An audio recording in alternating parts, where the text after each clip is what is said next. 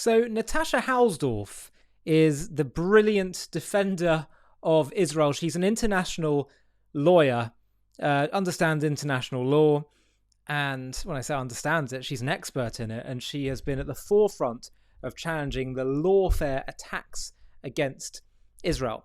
Now, separate to this, just a few days ago, we learned that Israel barred from entry 2 British members of parliament from the Labour Party who were planning on coming to Israel. They came to Israel. They claimed they were on a parliamentary delegation. Israel had no knowledge of the trip prior. And they said they're here to they had a parliamentary delegation plan to visit Israel. Turns out they were actually going to the Palestinian territories. And these were 2 people who were deeply hostile to Israel. And Israel decided that, according to their law, they won't welcome people who aren't deemed conducive to the public good. The same way that Britain has barred politicians, by the way, including Israeli, to Britain, deeming them not conducive to the public good. Now you have 2 members of parliament who are calling for the boycotting of Israel, who are saying that Israel, in defending itself against Hamas, is committing genocide, basically undermining Israel's ability to defend her people and survive. And as is the case in any country, if you come in and say you're here on for certain reasons, then it turns out that doesn't meet the facts, you get sent on the first flight home. Now, she appeared on an LBC show with Ian Dale, and the presenter, whom I know, by the way, a perfectly nice guy, decided he was not happy with Natasha, saying that people that were characterizing what Israel's doing in a certain way, she was saying it's a mischaracterization. He wasn't happy with that. He said, "How dare you say that? How dare you slander my previous guest?" I thought that free speech means you can say, "I disagree with your characterization of that. I disagree with the way you portrayed that." It's not saying you're a liar. It's saying that that's just, it's like 2 people having a debate and one says Israel's fighting a war. The other one says, no, they're doing ethnic cleansing. They're not. You could say, "Oh, you're calling me a liar." Well, this is just the way debates work. 2 people look at an issue from different angles and come at it from very different perspectives. Anyway, have a watch, because the presenter really seemed to get very upset, and it's hard really for me to understand why. Got very upset with Natasha. Have a watch of this. I've taken a clip from this. To the public good. And if they were going to Israel to stir up hatred or support Palestinian terrorists or whatever, I would have absolutely no problem with the Israeli state deciding they were not conducive to the public good.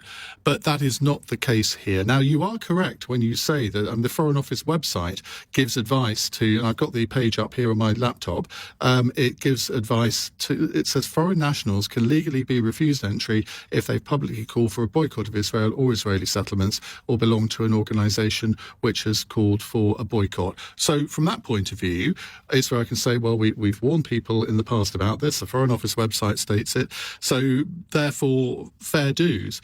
But no normal democracy behaves in this way, do they? I mean, name another country that does.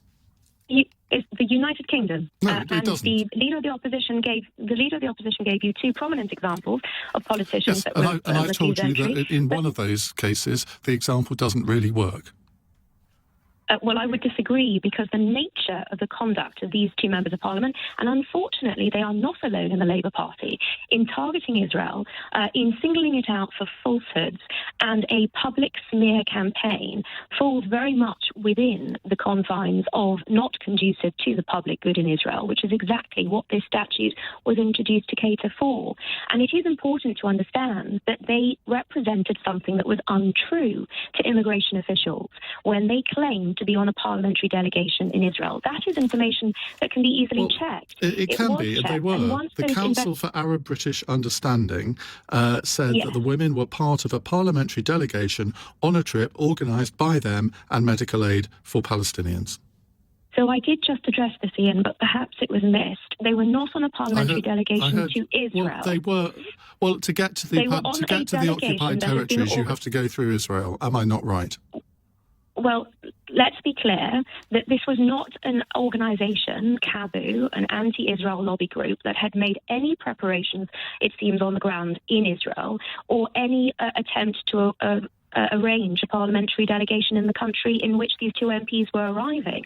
So on every level here, the response can have only been expected. One almost wonders whether this whole exercise has been, with every expectation of the result, as another PR stunt and to create a diplomatic incident. Because let's be clear, the organisers Well, again, of a this disgraceful so-called allegation with no delegation, proof at all. well, let's be clear that the organisers of this so-called delegation, CABU and Medical Aid for Palestinians, have a very thorough track record of anti-Israel activity and have no, and plainly on this occasion, had no preparations on the ground. This was not a parliamentary delegation to Israel. Can I ask you a question? In that I've been very supportive. I've been very supportive of Israel since October the 7th, but various things that they've done, certainly in the last 6 months, I have called them out on air. I think some of the attacks in Gaza have been totally over the top. I think Benjamin Netanyahu himself has been very culpable for a lot of this. Would that mean that if I decided I wanted to go and present a programme from Israel, that I could be refused entry because I've had the temerity to say something that the Israeli government might not like? That is, I'm afraid, a misrepresentation of what has gone on here. Do you know what? I've had enough of you repeatedly accusing my guest of misrepresentation, and now you've done it to me twice. You don't get a third chance. Ian, I have offered over the last 15 months repeatedly to come on to address the concerns that you are raising, and that offer has been refused. No, it's not. So you've been on my programme before in the studio. Right. Not to address the issues that you have claimed to have concerns about with respect to Israel's military conduct on the ground in Gaza. Any individual who wishes to properly understand the situation has the ability to do that and engage with experts, those like me that have been on the ground in Gaza in September and have seen these situations with my own eyes.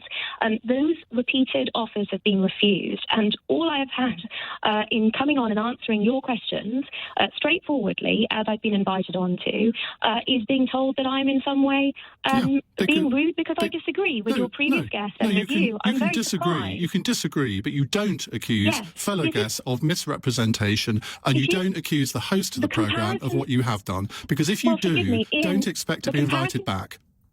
But Ian, the comparison that you have just drawn is not a fair comparison, and it is misrepresentative of what these members of Parliament have done. Okay, you've done it 3 times now. Goodbye. Dear, oh dear, oh dear. 7:24. Well, there you go.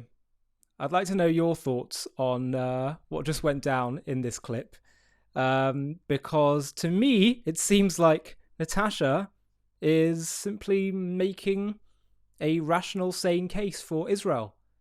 I don't really see why her saying, I think you've misrepresented what Israel's done, is in any way, like foul play or impolite.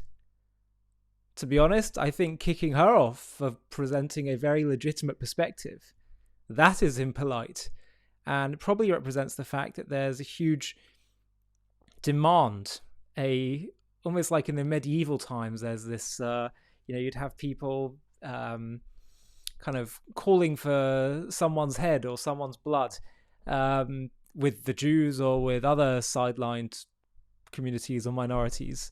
It's probably what's going on here, that perhaps the presenter feels that way, that there's all this groundswell of hostility towards Israel, so he has to in some way cater to that.